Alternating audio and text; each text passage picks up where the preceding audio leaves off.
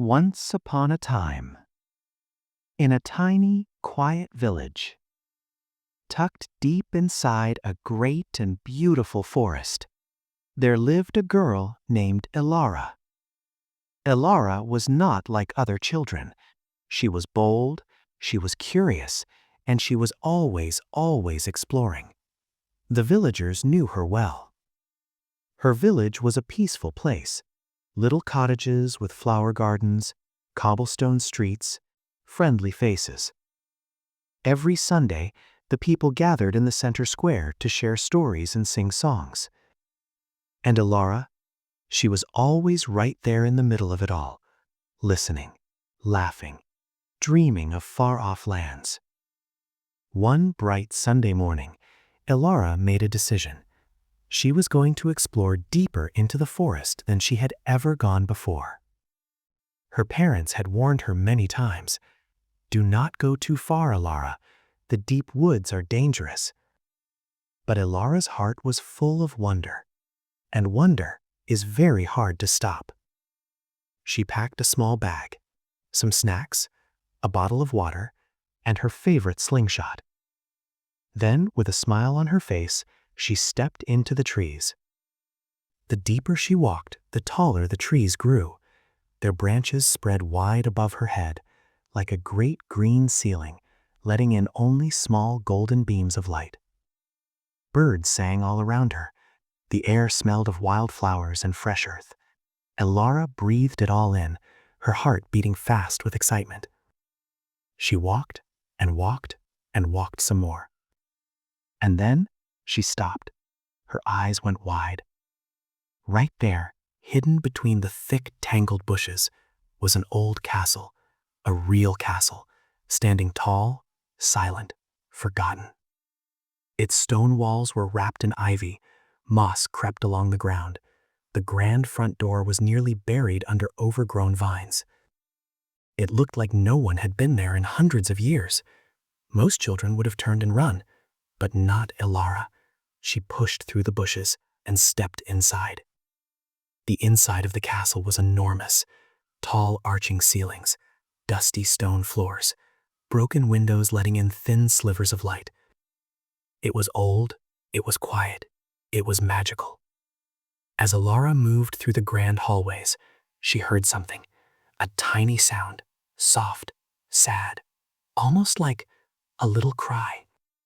She followed the sound carefully, and there, wedged inside a small crack in the wall, was a kitten. It was tiny, with fur as black as a midnight sky. Its bright eyes were wide with fear. Elara spoke softly. "It is okay, little one. I am here. You are safe now." Slowly, gently, she helped the kitten out of the crack. She held it close, stroking its soft fur until it stopped shaking. The kitten purred. Elara smiled. With the kitten resting in her arms, Elara kept exploring, room after room after room, each one more fascinating than the last. Then she found it, the library, floor-to-ceiling shelves, hundreds and hundreds of old books. Dust floated in the light like tiny stars. Elara ran her fingers slowly across the book spines and sat down to read.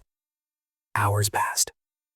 She read stories of brave knights, wise sorcerers, enchanted forests.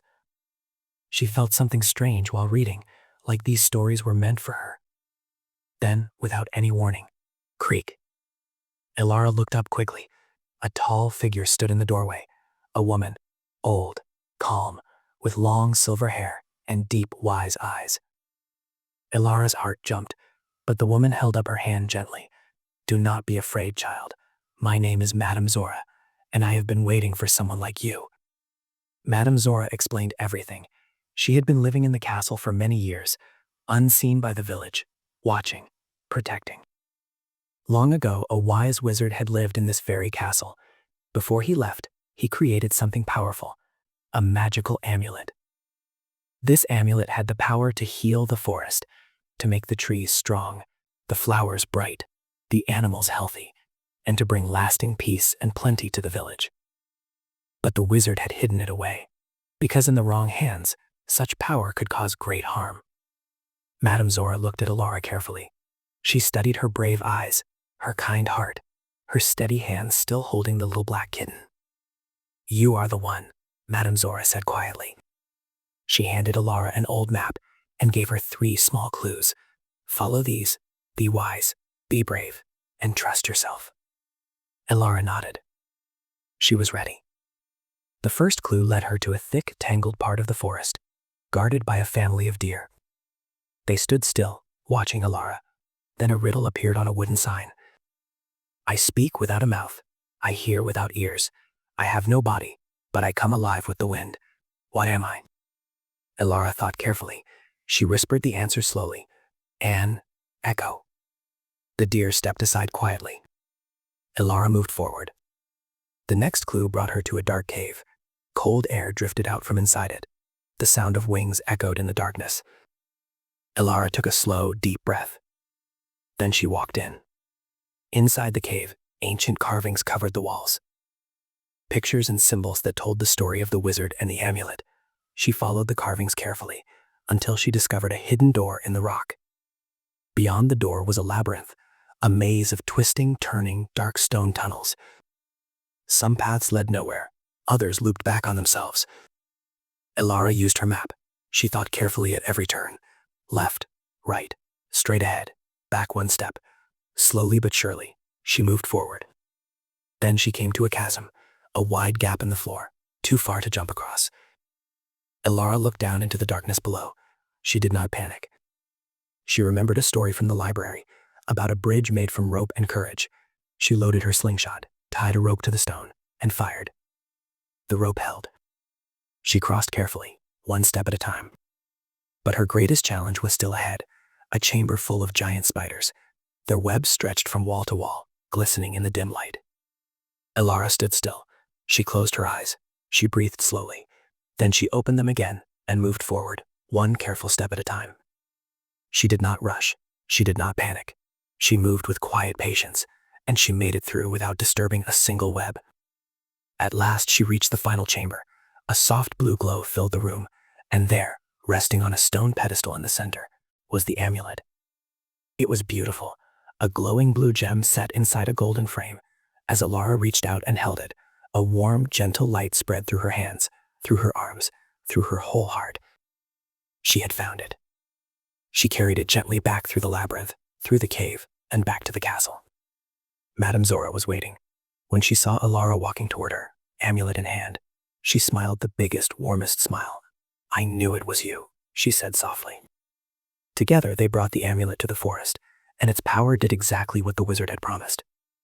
The trees grew taller, stronger, greener. The flowers bloomed in every color. The animals came out from their hiding places, healthy and calm. The village flourished.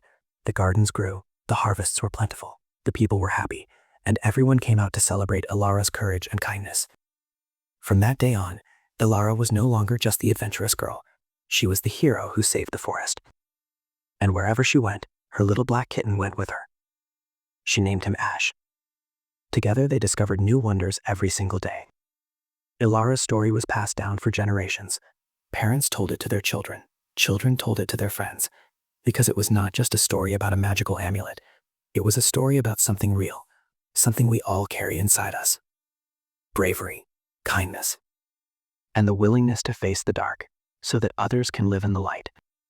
And deep in the heart of the forest, the old castle still stands. A quiet reminder that the greatest adventures begin with a single courageous step. I hope you enjoyed this story. Keep exploring, keep learning, and never stop being brave.